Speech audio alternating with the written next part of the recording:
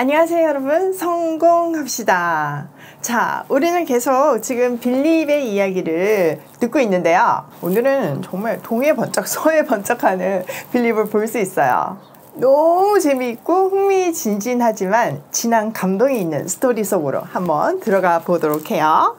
26절, 주의 사자가 빌립에게 말하여 이르되 일어나서 남쪽으로 향하여 예루살렘에서 가사로 내려가는 길까지 가라 하니 그 길은 광야라.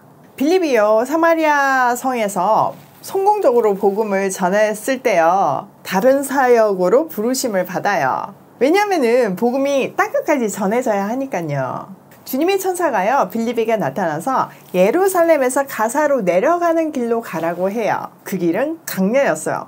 솔직히 지금 사마리아 성은 복음의 길이 활짝 열린 꽃길이잖아요. 근데 다시 강야로 가라는 거죠. 그런데요, 빌립은 주저하지 않고 바로 그 길로 내려가요. 솔직히 인간적으로는 사마리아 성에 계속 머물러 있을 수도 있어요. 복음이 이제 막 전해졌으니까 여전히 할 일은 많잖아요. 그런데 하나님 그를 옮기셨고 그는 순종했어요. 왜 옮기셨을까요? 이 장면은요, 바로 앞에 마술사 시몬하고 대조되고 있어요. 그가 오랫동안 그 사마리아 성에서 마술로 사람들을 포제스하고 있었잖아요. 엄청난 영향력이 있었잖아요.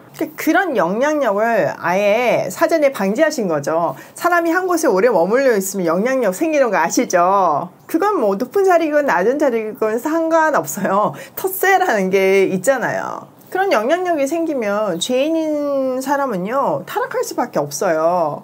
그런 거를 막으시는 거죠. 순종하는 빌립 너무 멋있어요. 자, 27절. 일어나 가서 보니 에디오피아 사람 곧 에디오피아 여왕 간닥의 모든 국고를 맡은 관리인 네시가 예배하러 예루살렘에 왔다가 돌아가는데 수레를 타고 선지자 이사야의 글을 읽더라.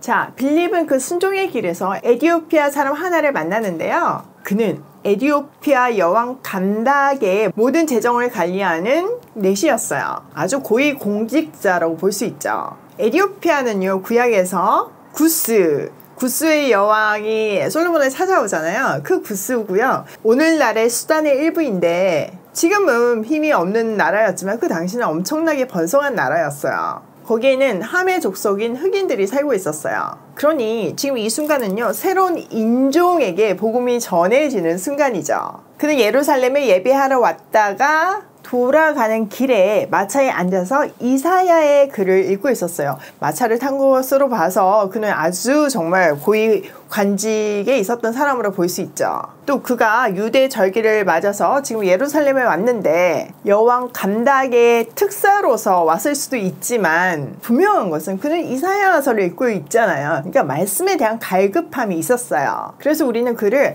하나님을 경외하는 자, 개종자로 볼 수 있죠. 또 그가 이사야의 글을 읽고 있었잖아요. 지금이야 종이가 흔하니까 뭐 성경 전체에 갖고 있는 게 별거가 아니지만 그 당시에는 진짜 종이가 귀하고 뭐 양피지에 쓰기도 했잖아요. 그래서 성경이 각 권별로 있었어요. 근데 그가 개인적으로 그 이사야서를 소유하고 있었다는 것은 엄청나게 부자였다는 것을 보여주기도 하고요. 동시에 말씀에 대한 열정을 엿볼 수 있어요. 얼마나 좋으면 이 이사야서를 소유하겠어요.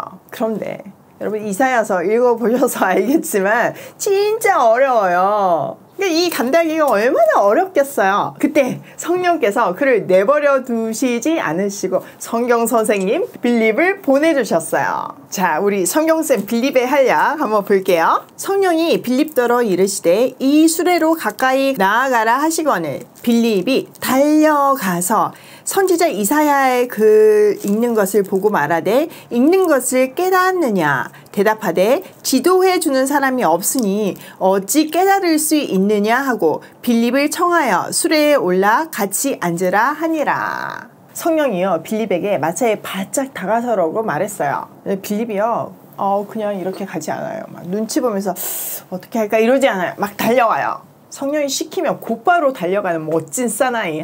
진짜 너무 멋있지 않나요? 자, 우리도 이렇게 말씀하시면 달려가는 사람들이 되면 좋겠어요.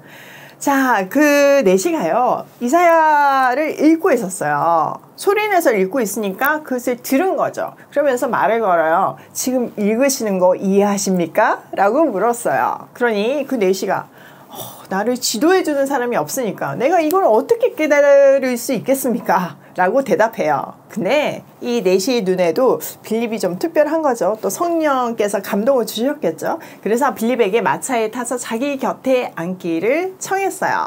자, 그가 무슨 내용을 읽고 있었는지 볼게요.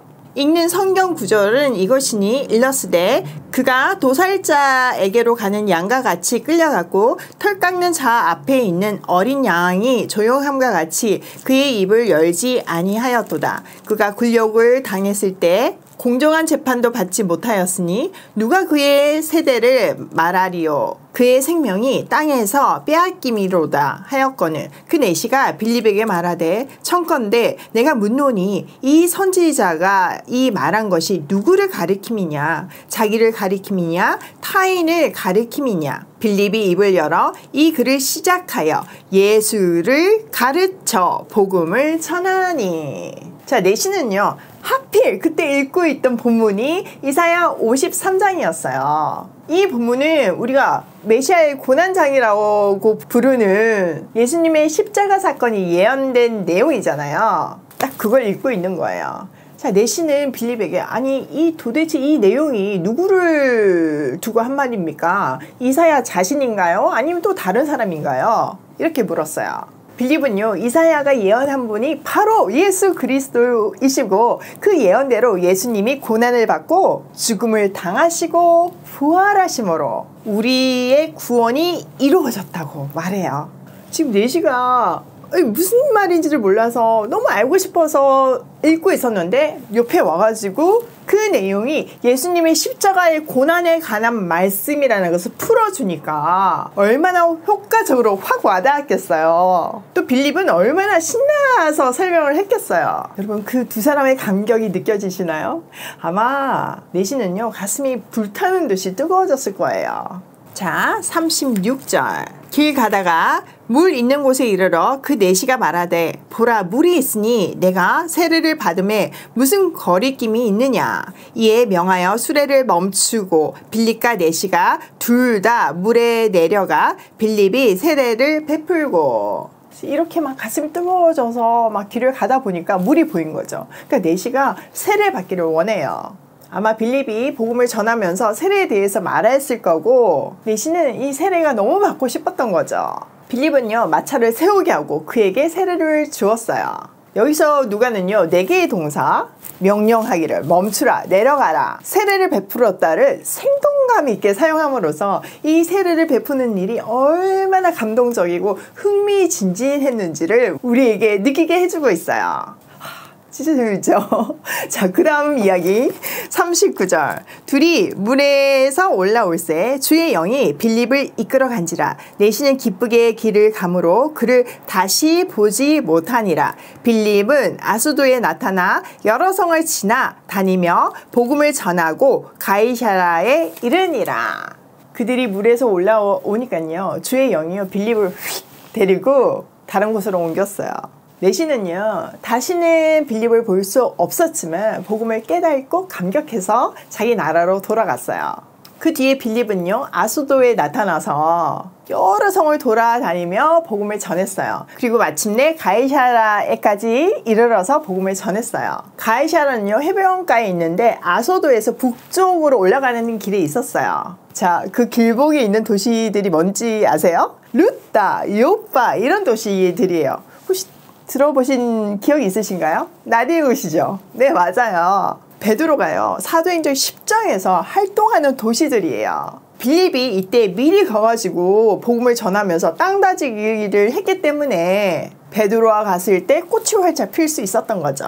복음을 전하는 데는요 이렇게 각자의 역할이 있고요 그게 연합하고 확장되면서 땅끝까지 복음이 전해져요. 저의 역할이 있고 여러분의 역할이 있고 우리가 연합해서 땅끝까지 복음 전해야 되는 거예요. 자, 빌립은요 동해 번쩍 서해 번쩍 하면서 복음을 전했어요. 자, 핍박이 일어나니까 다 거량하는 사마리아 성에 가가지고 복음을 전했고 또 떠났고 당시 엄청난 권력을 가진 에디오피아 여왕의 네시에게도 복음을 전하고 떠났어요. 사실 이때 마음만 먹으면요 엄청난 대가를 받을 수 있었고 명함 주고받아서 나중에 인맥으로 쓸 수도 있었을 거예요. 그런데요 빌립은 그렇게 하지 않았어요. 또 성령께서 미리 막아주시기도 하셨고요. 그는요 복음 전파에 올인했고 복음을 전하는 것 자체에 가치를 매겼고 복음이 전해지는 것 자체가 그에게는 충분한 보상이었어요. 천사가 빌립에게 강야로 내려가라고 했을 때 그는 주저함 없이 막 즉시로 일어나서 갔잖아요. 또 에디오피아 네시가 탄 마차에 다가가라고 했을 때 그는 눈치 보지 않고요 주저함 없이 달려갔어요. 그 달려갔다는 그 단어가요 제게 너무 큰 은혜로 와닿아요. 그의 복음에 대한 열정과 사랑이 느껴지기 때문이죠. 나중에 빌립은요 다시 한번 성경에 등장해요. 지금으로부터 약 20년의 시간이 지난 후에 가이사라에서 예언하는 4명의 딸을 둔 아버지로 소개돼요. 그때 빌립을 소개하는 수식어가 전도자예요. 그가 오늘 본문에서 소개된 대로 성령의 인도하심을 따라 동해 번쩍 서해 번쩍 평생을 복음을 전하는 전도자로 살았다는 것을 볼 수 있죠. 그런 아버지를 보고 자란 자녀들도 성령 충만해서 예언하는 사람들이 되었고요. 말로 표현할 수 없는 감동이 있죠. 저도 평생 즉각 순종해서 말씀을 전하는 전도자의 삶을 살고 싶어요. 여러분도 그렇게 하실 거죠? 자, 그렇다면 간다게 네시는 어떻게 되었을까요? 당연히 그도 자기 나라에 돌아가서 복음을 전했고 에디오피아의 복음화를 위해서 열심히 말씀을 전하며 살았을 거예요. 에디오피아의 복음의 흔적들이 역사적인 기록으로 남아있죠. 이렇게 하나님 손에 붙들린 사람들의 이야기는요 언제나 해피엔딩이에요. 물론 세상적 가치가 아닌 천국 가치로요. 자, 오늘 내용을 한번 우리 삶에 적용해보면요 첫 번째, 즉각 달려가서 순종하자. 여러분 제가 살아보니까 그렇더라고요. 아무리 안 한다고 해봐도요 결국 하나님 뜻대로 하게 되어 있어요. 매 맞고 하든지 바로 하든지의 문제예요. 그러니까 즉각 순종하는 것이 사실 우리한테는 큰 복이고 은혜랍니다.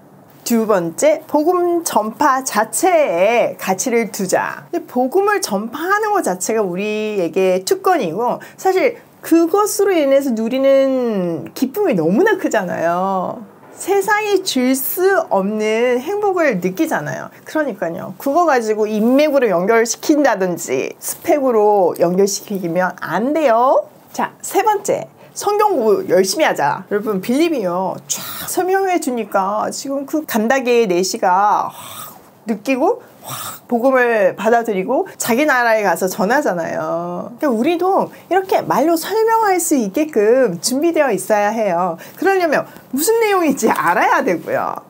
제가 지난 세월을 보니까 맨날 일어나서 갈 수 있는 힘은요 이 성경이 주는 말씀이 주는 힘이더라고요. 이 말씀이 우리 발 앞에 등불이 되어서 우리를 인도하잖아요. 그리고 성령께서 우리를 깨닫게 해주시잖아요. 그러니까 걱정하지 말고 일단 하는 게 중요해요. 자, 오늘도 말씀하시면 즉시로 순종하는 우리가 되길 소원하며 고고싱해요.